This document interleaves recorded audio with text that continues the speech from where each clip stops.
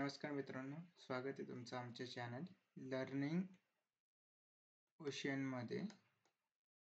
जर तुम्ही चॅनलवर नवीन असाल तर प्लीज लाईक आणि सबस्क्राईब करायला विसरू नका, जेणेकरून तुम्हाला जे भविष्यात नवीन नवीन व्हिडिओज येणार, जसं आम्ही ॲनालिटिक्स करणार, आता कंबाईनचं ॲनालिसिस करणारे पेपर्सचं MPSCचं तर चालूच आहे. सिमिलरली UPSCचं पण आमच्या ह्याच्यात. तर असे बरेच एक्झामचं ॲनालिसिस करणारे पेपरचं, तर तुम्हाला जेणेकरून त्याच्याबद्दल अपडेट राहील. प्लस बाकीचे पण आम्ही व्हिडिओज अपलोड करणार आहे, तर तुम्हाला टाईम टू टाईम भेटायला पाहिजे. त्यामुळे प्लीज लाईक आणि सबस्क्राईब करायला विसरू नका. तर आज आपला टॉपिक आहे MPSCचं जर पॅटर्न चेंज झाला आहे 2025मध्ये. आय थिंक MPSCने चेंज केला. UPSCचा जसा डिस्क्रिप्टिव्ह पॅटर्न आहे तसा MPSCने केला. तर तो नवीन पॅटर्नमध्ये बऱ्याच मुलांना अडचण आहे की कसं चालू करायचं काय असतं. तर त्याच्याबद्दल आपण एक इन्फॉर्मेशन व्हिडिओ बनवतो. तर प्लीज जर नवीन असाल तर शेवटपर्यंत हा व्हिडिओ नक्की बघा. तर आता MPSCचं नवीन पॅटर्ननुसार त्यांनी काय केलं, अगोदर प्रिलिम्स होती, मेन्स होती आणि इंटरव्ह्यू होता. तर प्रिलिम्स ही MCQ टाईपमध्ये होती. मेन्स पण ही जवळपास MCQच होती, म्हणजे MCQ टाईपच होती. फक्त एक इंग्लिश आणि मराठीचा पेपर एक तो डिस्क्रिप्टिव्ह होता आणि इंटरव्ह्यू तर नॉर्मल होता. तर आता यांनी केलंय नवीन पॅटर्नमध्ये प्रिलिम्स ही MCQ टाईपचीच आहे, ज्याच्यात 100 क्वेश्चन आहेत, 200 मार्क्स करता. ओके. त्याच्यामध्ये एक असतो GSचा पेपर 1 आणि दुसरा आहे CSATचा पेपर 2. मेन्स असतो. मेन्समध्ये आता जे अगोदर MCQ टाईप्स होते, 6 पेपर्स असायचे, आता ते चेंज करून 9 पेपर्स ॲड केले. 9 पेपर्स म्हणजे 2 लँग्वेजचे पेपर असतात जे क्वालिफाईंग असतात, इंग्लिश प्लस मराठी, आणि 7 पेपर असतात म्हणजे GS1, GS2, GS3 आणि GS4 आणि 2 ऑप्शनल पेपर. ओके. हे प्रत्येकी 250 मार्क्सचे पेपर असतात, म्हणजे 100, आणि प्लस एक एसेचा पेपर असतो. ओके. ही जवळपास 1750 मार्क्सची अशी टोटल मेन्स एक्झाम असते आणि प्लस 275 मार्क्सचा इंटरव्ह्यू घेतला आहे, म्हणजे जवळपास अशी 2025 मार्क्सची एक्झाम त्यांनी घेतली, आता केले. सिमिलरली जसं UPSCचा पॅटर्न आहे सिव्हिल सर्व्हिसेसचा, त्याच प्रकारे MPSCने आता हा नवीन पॅटर्न आणला. तर याच्यात तुम्ही काय काय असतं, म्हणजे बुक लिस्ट काय वापरायला पाहिजे, तुम्ही कसं प्रिपेअर करायला पाहिजे त्याच्याबद्दल जाणून घेऊया. सगळ्यात पहिले सब्जेक्ट आपला हिस्ट्री. हिस्ट्री म्हणजे इतिहास. आता याच्याकरता बुक लिस्ट तुमची सगळ्यात जी प्रिलिम्स प्लस मेन्सला दोघालाही कामात येईल. एक आहे ओल्ड NCERT RS शर्मा सरांची, ती नक्की वाचा, मस्ट आहे ती वाचणं. त्याच्यानंतर आहेत आपलं NCERT themes in Indian history नावाची 11th स्टँडर्डची NCERT, ती वाचा. त्याच्यामध्ये पण चांगल्या प्रकारे एन्शियंटचं कव्हर केलेलं. त्याच्यानंतर जर तुम्हाला ही ओल्ड NCERT RS शर्मा सरांची ही मोस्ट प्रॉब्ली इंग्लिशमध्ये, जर मराठीत पाहिजे असेल तर त्याचं के सागरमध्ये पण बुक्स अवेलेबल आहेत. ते त्यांनी लँग्वेज हे केली कन्वर्ट, त्यामुळे ते तुम्ही वापरू शकता. त्याच्यानंतर हे झालं एन्शियंट हिस्ट्रीसाठी. हिस्ट्रीमध्ये 4 पार्ट राहतात. एन्शियंट हिस्ट्री म्हणजे प्राचीन इतिहास, दुसरं मध्ययुगीन इतिहास, तिसरं राहतं मॉडर्न हिस्ट्री म्हणजे आधुनिक भारताचा इतिहास, आणि वर्ल्ड हिस्ट्री म्हणजे जगाचा इतिहास. आता हे झालं एन्शियंट हिस्ट्रीसाठी. दुसरं आहे मिडेवल म्हणजे मध्ययुगीन इतिहास. मध्ययुगीन इतिहासाकरता तुम्ही सतीशचंद्र सरांची NCERT आहे, सतीशचंद्र सरांची, ती हे करा. Old NCERT, old plus new दोघं पण हे करू शकता.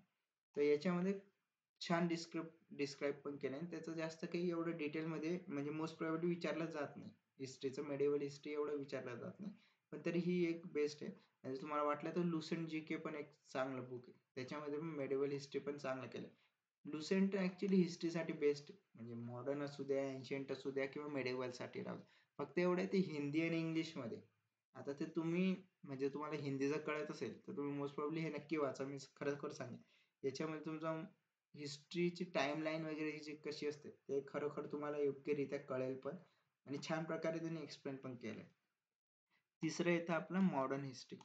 मॉडर्न हिस्ट्री म्हणजे आधुनिक भारताचा इतिहास. तर त्याच्यात ते स्पेक्ट्रम पब्लिकेशनचं राजीव अहिर सर आहे, त्यांचं बुक आहे spectrum publication modern history, modern Indian history म्हणून. तर ते तुम्ही वापरा. त्याच्यानंतर NCERT येते बिपिन चंद्र सरांची, ती नक्की वाचा. NCERT सगळ्यात पहिले वाचा, कारण की जर तुम्ही न्यू कमर आहात, न्यू बिगिनर्स वगैरे आहात, तर तुम्हाला NCERT ची लँग्वेज इझी पडेल वाचायला पण. तर त्यामुळे NCERT प्रिफर करा नक्की याच्यावर. त्याच्यानंतर तर वर्ल्ड हिस्ट्री हा फक्त मेन्सला असतो, आपला प्रिलिम्सला नाही. पण वर्ल्ड हिस्ट्रीला सायमल्टेनियसलीच प्रिपेअर करायला पाहिजे. त्याच्यासाठी अर्जुन देव सर हे त्यांची एक NCERT वर्ल्ड हिस्ट्री नावाची, कंटेम्पररी पण आहे आणि नॉर्मल पण. तर ते दोघंही वाचा NCERT. ते तुम्हाला नक्की वर्ल्ड हिस्ट्रीचं तुमच्या कन्सेप्ट क्लिअर करते. तर ही एक बुक लिस्ट होती मोस्ट प्रोबेबल. याच्यामध्ये तुम्ही अगोदर जर तुमचं कधी हिस्ट्री ऑप्शनल असेल, त्याचं पण आता सांगून देतो म्हणजे कसं इझी पण.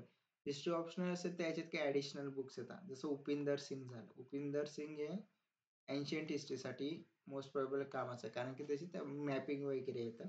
त्याच्यानंतर मॉडर्न हिस्ट्री वगैरे झालं तर त्याच्यामध्ये प्लासी टू पार्टिशन एक बुक आहे शेखर बंडोपाध्याय सरांचं, ते पण एक आहे. आणि नंतर इंडिया सिन्स इंडिपेंडन्स नावाचं एक बुक आहे, ते पण तुम्हाला म्हणजे वाचावं लागेल. ते मोस्ट प्रोबेबली 1950 नंतरचे इव्हेंट्स ते कव्हर करतात. तर ते एक आहे. अजून त्याच्यानंतर वर्ल्ड हिस्ट्रीचं तर एक आहे, नॉर्मन लो म्हणून एक रायटर आहे, त्यांचं बुक आहे वर्ल्ड हिस्ट्रीचं. हे म्हणजे फॉरेन रायटर आहे, पण त्यांचं इंग्लिशमध्ये असल्या कारणाने आता तुम्ही बघा, जर तुम्हाला जमत असेल तर ते वाचा. पण याच्यात पूर्ण न वाचता सिलेक्टिव्ह रिडिंग करा. जसं रशियन रिव्हॉल्युशन झालं, French revolution, American revolution, world war 1-2, तर ते तुम्हाला इझी पण पडेल. आणि ते सिलेक्टिव्ह रिडिंगमुळे तुम्हाला इझी जाईल की काय वाचायचं, कसं वाचायचं. पण सगळ्यात पहिले NCERT कव्हर करा, त्याच्यानंतर हे बाकीच्या बुक्सकडे वळा. ओके. दुसरा आहे आपला सब्जेक्ट पॉलिटी. ओके. पॉलिटी या सगळ्यात म्हणजे जो पण MPSC असू द्या नाही ते UPSC असू द्या, सगळ्यात बेस्ट सब्जेक्ट आहे, कारण की याचा इनपुट टू आउटपुट रेशो सगळ्यात जास्त आहे. म्हणजे जर तुम्ही 100% इनपुट देणार तर 100% आउटपुट पण भेटेल. म्हणजे मोस्ट ऑफ पोरांना पाहिले की ज्यांनी MPSC 15 क्वेश्चन राहतात अराउंड पॉलिटीचे, तर 15चे 15 पण किती करेक्ट काढतात, कधी 14 काढतात. त्यामुळे याचा स्ट्राईक रेट पण चांगला आहे आणि म्हणजे तुम्हाला योग्य प्रकारे मार्क्स देऊन जाईल. त्यामुळे पॉलिटीसाठी थोडं जास्त मेहनत घ्या. थोडं डिफिकल्ट वाटेल स्टार्टिंगला, पण इझी सब्जेक्ट आहे. याच्याकरता एक बुक छान आहे, म्हणजे बायबल म्हटलं जातं त्याला, Indian polity by Laxmikanth sir. इंग्लिशमध्ये आहे, पण जर याचं कधी मराठी व्हर्जन भेटत असेल तर बघा. पण मी तर मोस्ट म्हणजे प्रिफरेबल बोलेल की इंग्लिशमधूनच वाचा. हे इतकं छान लिहिलंय सरांनी, म्हणजे असं कोणताच पॅरामीटर सोडला नाही या बुकमध्ये की ज्याच्यातून कव्हर होते. म्हणजे जवळपास हा 90 to 95% तुमचं इंडियन पॉलिटी कव्हर करतो, आणि त्याच्यातून क्वेश्चन पण येतात, याच्या बाहेर क्वेश्चनच जात नाही. त्यामुळे हे नक्की तुम्हाला मस्ट आहे वाचणं बुक. त्याच्यानंतर तुम्ही मराठी मीडियम मधून असाल तर ठोकळ्यामध्ये पण तात्यांचा ठोकळा म्हणून एक बुक आहे, त्याच्यामध्ये चांगलं दिलंय पॉलिटी, तर कव्हर पण चांगलं केलंय, तर थोडंसं ते वाचू शकता मराठीतून. अजून भगीरथ अकॅडमी त्यांचं पण मराठीतूनच बुक आहे इंडियन पॉलिटीवर, तेही तुम्ही वाचू शकता. तेही योग्य प्रकारे लिहिलेलंच आहे. याच्या पुढचा अजून याच्यात जर कधी नाही, याच्यात तर एवढेच आहे, म्हणजे मोस्ट प्रोबेबली तरी तुम्ही एवढेच वाचा. जर तुम्हाला याच्यापेक्षा जास्त वाटलं तर Indian constitution bye DD Basu नावाचं एक बुक आहे, पण ते एवढं काय नाही, म्हणजे लक्ष्मीकांत सरांचं जसं तसंच बुक आहे. पण आता तुमच्यावर डिपेंड करतं तुम्हाला कोणत्या याची लँग्वेज इझी वाटते, याची का त्याची, तर त्यानुसार तुम्ही सिलेक्ट करा. ओके. पुढचा सब्जेक्ट आहे आपला इकॉनॉमिक्सचा. इकॉनॉमिक्सचा सब्जेक्टमध्ये आम्हाला म्हणजे मोस्ट प्रॉब्ली हा सब्जेक्ट कोणाला इझी जातो, जे सायन्स बॅकग्राऊंड वगैरे, कारण की ज्यांचा ऑलरेडी आहे सायन्सचं बॅकग्राऊंड. कारण की हा थोडासा प्रॅक्टिकल सब्जेक्ट आहे, अप्लाइड सब्जेक्ट आहे, तर त्यामुळे त्यांना तो इझी जातो ॲज कम्पेअर टू जे थेरॉटिकल म्हणजे आर्ट्स साईडचे स्टुडंट असतील. पण असं म्हणतो की त्यांनाच जायला पाहिजे असं नाही, सगळ्यांना पण इझी जाऊ शकते रेट केला तर. याच्याकरता बुक आहे रमेश सिंग सरांचं एक बुक आहे, इंग्लिशमधून आहे वाटतं ते. तर मराठी व्हर्जन भेटत असेल तर बघा, नसेल तर मग त्याला ऑप्शन आहे भगीरथ अकॅडमीचंच आहे, इकॉनॉमिक्सचं बुक आहे, तर ते मराठीतून आहे. ते पण इक्वली गुड आहे, याच्यासारखंच आहे लिहिलेलं त्याने, तर त्याच्यातून तुमचं कव्हर होऊन जाईल. प्लस इकॉनॉमिक्समध्ये मोस्ट प्रोबेबली करंट अफेअर्स खूप जास्त येतात. करंट अफेअर्ससाठी तुम्हाला द हिंदू कामात येईल, म्हणजे इंग्लिशमधून वाचायचं असेल, इंडियन एक्सप्रेस, लोकसत्ता हा मराठीत येतो. लोकसत्ता हे दुसरं व्हर्जन आहे. इंडियन एक्सप्रेसचं मराठी व्हर्जन आहे असं समजा. तर हे करंट अफेअर्स करतात आणि कोणती मॅगझिन असेल, मॅगझिन म्हणजे जवळपास व्हिजन आयजची मॅगझिन येते मंथली, फ्री ऑफ कॉस्ट आहे, तर ती वाचू शकता. अजून बाकी बरेच कोचिंग इन्स्टिट्यूट्स आहे, जसं चाणक्य मंडलची पण एक येते, त्यांची वाचली तरी तेही कव्हर होते. तर डिपेंड्स अपॉन करंट अफेअर्स तुम्हाला याच्यासाठी लागेलच, कारण की इकॉनॉमिक्सचा डायनॅमिक सब्जेक्ट आहे, त्याचे स्टॅटिक काही जास्त पार्ट येत नाही, त्यामुळे मग हे तुम्हाला सप्लिमेंट करावंच लागेल. याच्या पुढचा सब्जेक्ट आहे आपला जॉग्रफीचा. जॉग्रफी पण म्हणजे इनपुट आउटपुटच्या बाबतीत पॉलिटी नंतर सेकंड याच्यावर आहे. याच्यामध्ये पण खूप जास्त करेक्ट येऊ शकतात आन्सर. याच्याकरता तुम्ही आपलं NCERT वापरा 11th आणि 12th स्टँडर्डची. 11th स्टँडर्डची NCERT, दोन NCERT, एक फिजिकल जॉग्रफी म्हणून आहे आणि एक इंडियन जॉग्रफी म्हणून. ह्या इतक्या छान लिहिल्या आहे, एलॉबरेट केल्या याच्यामध्ये, की याच्यातूनच जवळपास तुमचं 70 to 80% पोर्शन कव्हर होऊन जातं. त्यामुळे हे नक्की वाचा. पुढचं एक GC लिऑन सरांचं एक बुक आहे फिजिकल जॉग्रफीचं. ते जरी तुम्ही वाचलं तर त्याच्यावर ते पण म्हणजे मोस्ट प्रॉब्ली 11th NCERTच्याच रिलेटेड, पण ह्याच्यात थोडं डिटेलमध्ये दिलं फिजिकल वगैरे. तर ते वाचलं तर तेही सफिशियंट आहे. थर्ड तुम्हाला मॅप लागतो याच्यामध्ये. मॅप तुम्हाला मस्ट आहे. ऑक्सफर्ड यांचा मॅप आहे, ऑक्सफर्ड डिक्शनरी वगैरे त्यांचा मॅप आहे, पॉलिटिकल मॅप असे. तर ते नक्की तुमच्याकडे एक बुक राहू द्या, कारण की विदाऊट मॅपिंग तुम्हाला सब्जेक्ट थोडा टफ जाईल समजायला. त्यामुळे हा नक्की ठेवा तुम्ही तुमच्या ह्याच्यात. ओके. याच्या पुढचा सब्जेक्ट तो आपला सायन्स.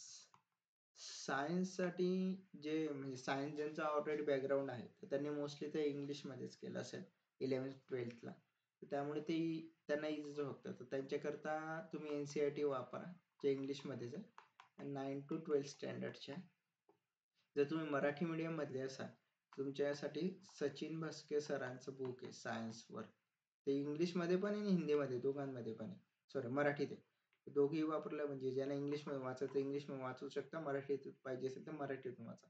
याच्यात पण खूप डिटेलमध्ये त्यांनी कव्हर केलंय, त्यामुळे योग्य बुक राहील. प्लस जसं मी तुम्हाला सांगितलं, इकॉनॉमिक्सचं कसं करंट अफेअर्सवर जास्त राहतं, तसं सायन्सचं पण करंट अफेअर्सवर जास्त बेसिस राहतं, म्हणजे त्याच्यातून जास्त त्याच्यात क्वेश्चन्स विचारले जातात. त्यामुळे तुम्हाला सप्लिमेंट करावं लागेल याला the Hindu, Indian express, Loksatta आणि मॅगझिन याच्याशी. त्याच्याशिवाय हा पार्ट सुटणार नाही. ओके. याचा पुढचा सब्जेक्ट येतो आपला शेवटचा, एन्व्हायरमेंट. एन्व्हायरमेंटसाठी बेस्ट बुक आहे शंकर IAS सरांचं बुक आहे एन्व्हायरमेंटसाठी. तर ते इंग्लिशमध्ये पण हे बेस्ट बुक आहे. म्हणजे याच्यात जवळपास 80 to 90% तुमची कन्सेप्च्युअल क्लॅरिटी होऊन जाते, तुमच्या कन्सेप्ट पण क्लिअर होऊन जातात. प्लस सेकंड, हा पण करंट अफेअर्सचा मधून जास्त क्वेश्चन विचारले जातात याच्यात. तर तुम्हाला द हिंदू वापरावा लागेल, इंडियन एक्सप्रेस वापरावा लागेल, लोकसत्ता आणि ज्या मॅगझिन असतील त्या तुम्हाला याच्याबरोबर सप्लिमेंट करावं लागतील. कारण की हे सेपरेट आउट सब्जेक्ट नाही करणार. तुम्ही म्हणणार की पहिले कन्सेप्च्युअल क्लिअरिटी करतो मग नंतर करंट अफेअर्स कडे जातो, तर ते नाही होणार. तुम्हाला सायमल्टेनियसलीच हे करावं लागेल, याच्याबरोबर हे वाचावंच लागेल. ओके. त्याच्या पुढचं येतं आपलं मोस्ट प्रोबॅबली ऑप्शनलचे 2 सब्जेक्ट्स असतात मेन्सला. आता माझा ऑप्शनल होता हिस्ट्री. त्याच्यामध्ये दोन पार्ट राहतात, एक पेपर 1 राहतो आणि दुसरा राहतो पेपर 2. पेपर 1 मध्ये पण 2 पार्ट होते, एक पार्ट ए आणि एक पार्ट बी. पार्ट ए मध्ये एन्शियंट हिस्ट्री होती, पार्ट बी मध्ये मेडिवल हिस्ट्री होती. पेपर 2 ला पण 2 पार्ट राहतात. पार्ट ए मध्ये राहतो मॉडर्न हिस्ट्री आणि पार्ट बी मध्ये राहते वर्ल्ड हिस्ट्री. तर आता ज्यांचा हिस्ट्री ऑप्शनल घ्यायचा विचार चालू असेल तर त्यांच्यासाठी बुक लिस्ट आहे. एन्शियंट साठी उपिंदर सिंग, RS शर्मा आणि मोस्ट प्रोबेबली NCERT 11-12च्या ते वाचा. त्याच्यानंतर मेडिवल साठी सतीशचंद्र सरांचे 2 व्हॉल्युम्स आहे बुक्स, मेडिवल हिस्ट्री म्हणून ऍडव्हान्स हिस्ट्री, ते वाचा. त्याच्यानंतर जेएल मेहता म्हणून एक रायटर आहे, त्यांचं एक बुक आहे. त्यांचे 3 पार्ट आहे ऍक्च्युली, व्हॉल्युम 1, व्हॉल्युम 2, व्हॉल्युम 3. तर व्हॉल्युम 3 मध्येच घ्या, 1-2 घ्यायची गरज नाही. 3 मध्ये कसं सोसायटी वगैरे रिलेटेड जास्त कन्सेप्च्युअली क्लॅरिटी, त्यामुळे व्हॉल्युम 3 जेएल मेहता सरांचं. त्याच्यात पेपर 2 मॉडर्न हिस्ट्री करता जे प्रिलिम्सला बुक लिस्ट वापरतात ती जर वापरले तरी मोर दॅन सफिशियंट. राजीव सरांचं स्पेक्ट्रम पब्लिकेशनचं बुक आहे. नंतर इंडिया सिन्स इंडिपेंडन्स एक आहे. प्लासी टू पार्टिशन एक बुक आहे. हे जरी वापरले तरी मोर दॅन सफिशियंट आहे. आणि वर्ल्ड हिस्ट्रीसाठी जसं तुम्हाला सांगितलं नॉर्मन लोक त्यांचं एक बुक आहे अर्जुन देव सर यांची एनसीईआरटी वगैरे, त्या जरी यांना सप्लिमेंट केले तुम्ही तर ते तुम्हाला सफाईस करू शकतात, त्यामुळे काही प्रॉब्लेम येणार. ओके, याच्या पुढचे अजून एक सब्जेक्ट राहिला आपला मेन्सचा GS4 चा सब्जेक्ट असतो. त्याचं नाव आहे इथिक्स, इंटिग्रिटी अँड ॲप्टिट्यूड. याच्यात कसं केस स्टडीज असतात तुमच्या आणि प्लस नंतर आपले नॉर्मल शॉर्ट आणि लॉंग आन्सर टाईप क्वेश्चन्स असतात. तर केस स्टडी 5 राहतात. 250 मार्क्सच्या 250 वर्ड्स मध्ये लिहायचे राहतात. 20-20 मार्क्सच्या राहतात 5. तर याच्यामध्ये तुम्हाला एक सिनारिओ दिला जातो. जसं आपल्या MPSCच्या CSATला डिसिजन मेकिंगचा कसा येतो की एखादा तुम्हाला एक सिनारिओ दिला जातो, तुम्ही प्रकल्प अधिकारी वगैरे आहात आणि तुमच्या समोर असं आव्हान झालंय आणि तुम्हाला एखादा ऑप्शन चूज करायचा, तुम्ही कोणती ऍक्शन घेणार. सिमिलरली याच्यात पण तसंच राहतं, तुम्हाला एक सिनारिओ दिला जातो आणि तुम्हाला विचारलं जातं तुमच्या स्टेप्स काय असतील त्या तुम्हाला लिहाव्या लागतात 250 वर्ड्स मध्ये वगैरे. तर ते केस स्टडी जातं. शॉर्ट आणि लॉंग आन्सर मध्ये पर्टिक्युलर टर्मिनॉलॉजीज विचारल्या जातात, जसं इंटिग्रिटी काय असते, इथिक्स कशा करता यूज होतात, ऍप्टिट्यूडची काय गरज आहे सिव्हिल सर्व्हंटला वगैरे त्या टाईप मध्ये. तर त्याच्याकरता एक बुक आहे लेक्सिकॉन. हे याच्यामध्ये मोस्ट ऑफ द हे जे टर्मिनॉलॉजीज वगैरे ते एक्सप्लेन केलेले आहे. ते इंग्लिश मध्ये, तुम्हाला मराठीमध्ये व्हर्जन भेटत असेल त्याचं तर बघा, नाही तर most probably most coaching classes वगैरे ते करतातच, त्यांचं जरी मटेरियल वापरलं तरी होऊन जाईल. हा सब्जेक्ट ऍक्च्युली वाचण्यापेक्षा जास्त तुमच्या कॉमन सेन्सवर आहे, तुम्ही कसं कॉमन सेन्स लावता, काय डिसिजन घेतलं जातं वगैरे. त्यामुळे हा तुम्ही जास्त जेवढं थिंक करणार याच्यावर तेवढं तुमचा हा डेव्हलप होईल. त्यामुळे हा महत्वाचा एक सब्जेक्ट आहे, स्कोरिंग पण सब्जेक्ट आहे. ओके, त्याच्यानंतर आपला एक राहिला डिझास्टर मॅनेजमेंटचा, एक सोसायटीचा. सोसायटी तर GS1 मध्ये येतो, पेपर 1 ला मेन्सच्या. डिझास्टर मॅनेजमेंट GS3 ला येतं. आणि एक अजून येतो गव्हर्नन्स वर एक येतो, गव्हर्नन्स हे GS2 ला येतं, त्याचंच पार्ट आहे. तर सोसायटी करता एक NCERT आहे 11-10-12 स्टँडर्डची सोसायटी रिलेटेड, ती वाचा. त्याच्यातून तुमचे most of the concept clear पण होऊन जातील. आणि सोसायटीवर एवढे काही जास्त डीप क्वेश्चन पण विचारले जात नाही. ते विचारतात की जसं ओल्ड एज फॅक्टर वगैरे मुळे म्हाताऱ्या लोकांवर काय परिणाम होतो, मोबाईलमुळे त्यांचं कसं झालं, ग्लोबलायझेशनचे काय इफेक्ट आहे, त्या टाईप मध्ये. डिझास्टर मॅनेजमेंट मध्ये तो करंट अफेअर्स रिलेटेडच क्वेश्चन राहतात, त्याच्यावर जास्त करंट अफेअर्स वर हे द्या, भर द्या, आणि त्याच्यातूनच तुम्हाला क्वेश्चन सॉल्व्ह होऊन जातील. गव्हर्नन्स रिलेटेड म्हणजे इंडियन पॉलिटिक्सचं जे बुक आहे आपलं लक्ष्मीकांत सरांचं, ते तुम्ही वाचू शकता. नाही तर गव्हर्नन्स असं एखाद्या कोणत्या कोचिंग इन्स्टिट्यूटच्या नोट्स असतात ते जरी वाचले ते तरी तुम्हाला सफाईस करून जातील, त्यामुळे काही प्रॉब्लेम नाही. प्लस मेन्ससाठी एक महत्वाची गोष्ट म्हणजे तुमची रायटिंग प्रॅक्टिस खूप पाहिजे. रायटिंग प्रॅक्टिस म्हणजे प्रचंड लागते, कारण की एका दिवसाला 2 पेपर असतात, जसं GS1 GS2 चे 2 पेपर राहतात. तर त्यामुळे तुम्हाला जवळपास 4000 ते 5000 वर्ड्स एका दिवसाला लिहायचे असतात. तर याला प्रचंड तुम्हाला रायटिंग प्रॅक्टिस लागेल, त्याशिवाय तुम्ही म्हणाल की मी जातो आणि लगेच जाऊन बसतो आणि लिहिल, तर होणार नाही. तुम्हाला याला कॉन्स्टंट सराव लागेलच लागेल. अजून एक गोष्ट राहिली आपली, जसं लँग्वेजेसचे पेपर राहतात, तुम्हाला सांगितले होते 9 पेपर राहतात, 7 चे मार्क ग्राह्य धरले जातात, तर 2 क्वालिफाईंग राहतात. तर लँग्वेजेसचा पेपर 1 असतो, तुमची जी ऑफिशियल लँग्वेज म्हणजे जसं माझी आता मराठी, तिथे चूज करावं लागतंय, त्यांनी दिलेले राहतात. त्याच्यातून 22 लँग्वेजेस मधून जी लँग्वेज घेणार त्याच्यावर एक पेपर राहतो. आणि पेपर 2 राहतो इंग्लिश लँग्वेज, तो कंपल्सरी राहतो इंग्लिशचा. तर याचे हे दोघे 300 मार्क्सचे पेपर राहतात, म्हणजे हा 300चा हा 300चा असा. आणि याला क्वालिफाईंग असतं, म्हणजे 25% क्वालिफाईंग, म्हणजे 75 मार्क्स तुम्हाला आणावेच लागतात या पेपरमध्ये. जर तुम्ही याच्यात 75 स्कोर नाही करू शकले ना, तर तुमचे GS1 चे 1 to 4 आणि ऑप्शनल पेपर चेक नाही होत. तर तुम्हाला मोस्ट प्रोबॅबली हा पहिले क्वालिफायच करावा लागतो. तर त्यामुळे याचं, जर तुम्ही आता मराठीचं घेतलं, मराठीमध्ये तुमचे अगोदर विषय होताच, जो मराठीचा एक MCQ चा पेपर राहायचा मेन्सला. तर त्यामुळे त्याच्याकरता जे बुक्स लिस्ट असतील तेच तुम्ही वाचू शकता याच्यावर करता, त्याच्यात काही हार्ड नसतं तेवढं. आणि पेपर 2 इंग्लिशचा बाळासाहेब शिंदे वगैरे त्यांचं एक बुक आहे काहीतरी आय थिंक, हा तेच आहे. ते जरी वापरलं तरी सफिशियंट आहे, मराठीसाठी पण ते जरी वापरलं तरी मोर दॅन सफिशियंट आहे. फक्त एवढं डिस्क्रिप्टिव्ह टाईप आहे, डिस्क्रिप्टिव्ह म्हणजे तुम्हाला एखादा पॅसेज दिला जाईल, त्याच्यावर सांगेल की त्याचा 1/3 उतारा करा वगैरे त्या टाईपमध्ये. तर तुम्हाला लिहून हे करायचं. तर त्यामुळे थोडंसं हे करा. हँडरायटिंग मी असं नाही म्हणत की खूप शुद्ध ठेवा, पण नेमकी अशी ठेवा की ज्याच्यामुळे थोडंसं एक्झामिनरला कळेल की काय लिहिलंय, वाचता येईल त्याला. तर त्यामुळे मोस्ट प्रोबॅबली थोडेसे क्लिअर्स ठेवा हँडरायटिंग, त्याची सवय लावा. ओके. तर मित्रांनो, ह्या व्हिडिओमध्ये एवढंच. पुढच्या व्हिडिओमध्ये आपण बघूयात की कोणती स्ट्रॅटेजी वापरायची, कसं तुम्ही प्रिपरेशन करू शकता, शेड्यूल काय असायला पाहिजे वगैरे. तो धन्यवाद आणि थँक आणि जर नवीन असाल तर प्लीज लाईक आणि शेअर करायला विसरू नका. सबस्क्राईब पण करा. धन्यवाद. थँक